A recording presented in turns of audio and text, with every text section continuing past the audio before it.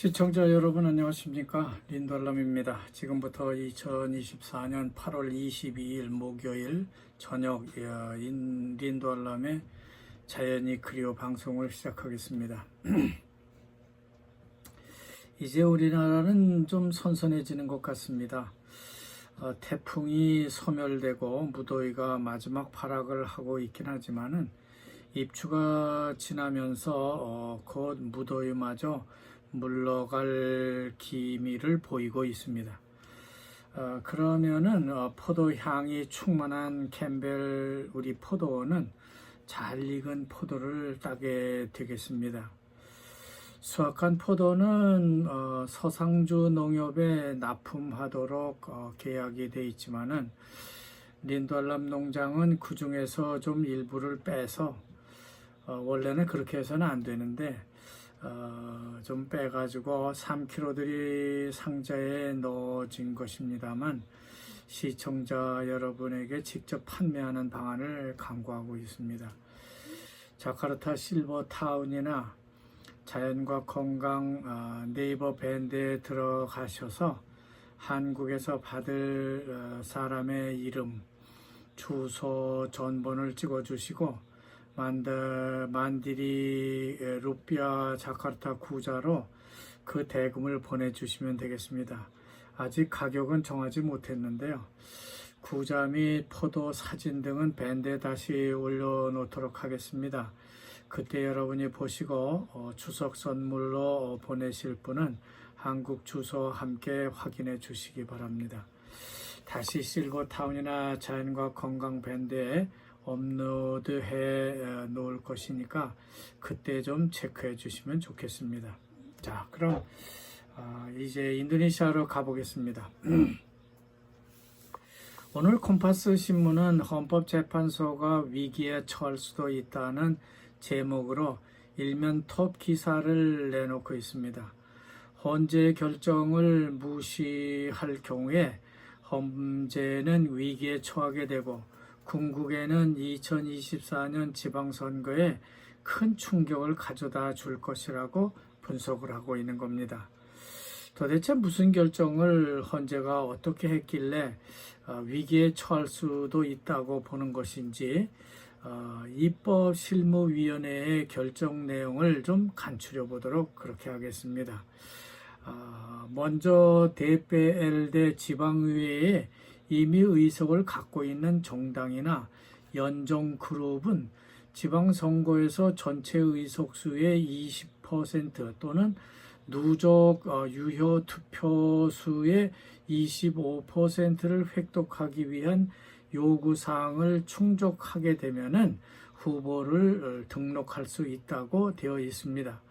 그러나 의석이 없는 신규 후보자도 나올 수 있어야 하기 때문에 등록 유권자의 6.5 내지 10%의 유효 투표를 인정하겠다고 하는 겁니다. 결국 헌법재판소는 후보 지명 최소 기준을 DPLD 의석의 20% 또는 선거 결과 유효 투표수의 25%가 적용되는 것이 아니고 유권자 명부 주민수에 맞춰서 유효 투표수를 기준으로 6.5 내지 10%로 하향 조정했다고 하는 겁니다. 국회가 이렇게 하향 조정을 해서 맞춰가고 있는 것이죠. 하지만 헌법재판소의 결정을 국회가 무시하는 것에 대해서 상당히 우려를 하고 있다 하는 그런 말이 되겠습니다. 또 후보자 연령 기준은 후보자가 나온 시점이 아니라 선관위에서 당선을 발표할 때 시점부터 기산하기로 그렇게 결정했다고 합니다. 하지만 투쟁민주당만 이 법안에 반대 의사를 표명하고 있습니다. 왜 투쟁민주당이 그 법안을 반대하는지는 잘 모르겠지만 콤파스 신문도 헌법재판소가 위협을 받을 것이라는 분석을 왜 그렇게 된다는 것인지 아직은 공개적으로 발표를 하지 않고 있습니다. 따라서 여기까지만 보도를 해드리고 내일 나오는 기사를 좀 더 살펴서 말씀드리도록 하겠습니다. 오늘 자카르타는 이것 때문에 그 대모대가 국회의사당 앞을 막고 있는 모양인데, 어쨌든 이 문제는 간단히 해결될 것 같지는 않습니다. 왜냐하면 조코위 대통령의 둘째 아들이 자카르타 주지사 내지는 부지사에 출마를 할 수 있도록 국회가 알아서 이런 개정을 막 하고 있는 것이 아니냐 하는 그런 기사가 내일 분명히 나올 것입니다. 어쨌든 오늘 정치면에 보면은 헌법재판소가 위헌을 선언해 국회가 살아났다는 기사가 나오고 있습니다. 자, 이 뭔가 헌법재판소의 결정 때문에 지방선거가 누구는 유리하게 되고 또 어떤 당은 불리하게 되는 모양새를 나타내고 있습니다. 어쨌든 국회가 파행을 하는 것 같다는 생각이 듭니다. 투쟁민주당만 빼고 그린드라당과 연정을 하기로 하는 그런 그 킴이라고 하는 그룹이 단독으로 이것을 의결하고 강행하기 때문에 국회가 파행을 하고 있다고 하는 것이죠.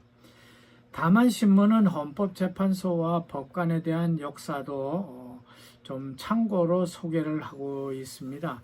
이걸 좀 보고 국회가 좀 자숙해라 하는 그런 의미가 되는 것 같습니다. 우리나라나 그 인도네시아는 1948년 유엔에서 승인을 받아서 독립을 한 나라이기 때문에 기존 사법기관에 비해서 상대적으로 헌재 역사가 짧은 게 사실입니다. 그렇지만 오스트리아는 이미 1920년도에 최초로 헌재를 설립했다고 합니다. 여기서 헌법 분쟁을 구체적으로 처리하는 일종의 사법기관 형태를 취한 것이 헌법재판소입니다. 프랑스와 영국은 혁명 이후에 유럽의 헌법 전통을 따라서 국가기관이 법에 복종하는 기관으로 헌재를 인정을 하고 있습니다. 독립적인 사법 시스템과 기관은 해당 법률 규정에 따라서 법적 분쟁을 해결할 수 있는 전적인 권한을 헌재가 가지게 된 겁니다. 그러나 법률을 제정할 수 있는 권한을 부여받은 행정부와 입법부가 그것이 분쟁을 해결하는 권한까지 가진다고 하는 것은 상당히 문제가 야기될 수 있습니다.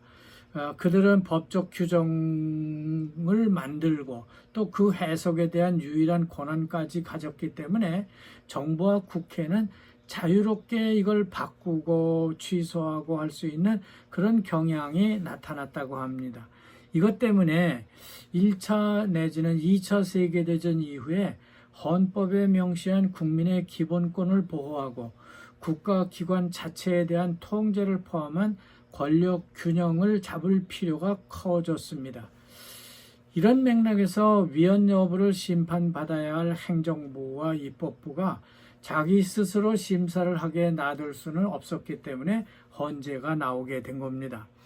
따라서 해결책으로 탄생한 것이 헌재입니다.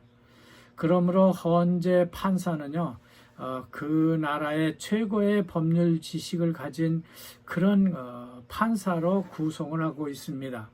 대부분의 유럽 법체계를 따르는 국가들은 헌재를 두고 있습니다.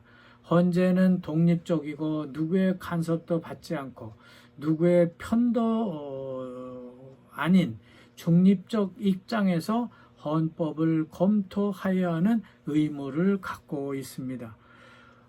이렇게 해서 조코위 대통령의 둘째 아들을 위한 국회의 이런 그 파행적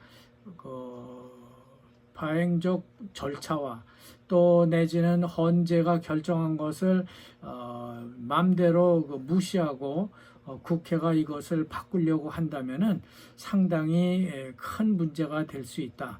인도네시아의 민주주의는 후퇴하고 조코위 대통령은 그동안 쌓았던 그런 그런 그 국민적 그 지지를 한꺼번에 잊어버릴 수 있을 수도 있다 하는 그런 뉴스를 전해드리면서 오늘 시간은 여기서 다 써버렸습니다.